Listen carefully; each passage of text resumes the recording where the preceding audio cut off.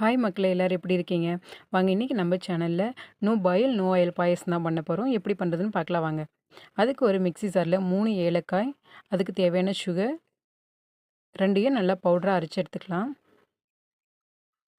Next நொங்கு, இந்த நொங்கை குட்டி குட்டியாக கட் பண்ணி எடுத்துக்கலாம்.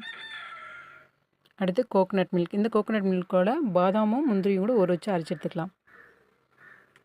இப்போ இந்த சுகர் பவுடரை நல்லா மிக்ஸ் பண்ணிக்கலாம்.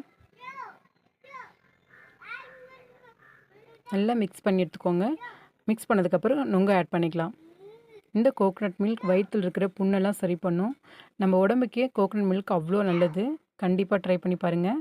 ஒரு 5 மினிட்ஸில் ரெடி பண்ணிடலாம். அவ்வளோதான், பாயசம் ரெடி ஆயிடுச்சு. நீங்களும் இதை ட்ரை பண்ணி ஹாப்பியாக உங்கள் ஃபேமிலியோடு சாப்பிடுங்க. பாருங்கள், பார்க்கவே இவ்வளோ சூப்பராக இருக்குன்னு. கண்டிப்பாக ட்ரை பண்ணி பாருங்கள், ரொம்ப நல்லாயிருக்கும். தேங்க்யூ மக்களே, தேங்க்யூ ஃபார் வாட்சிங்.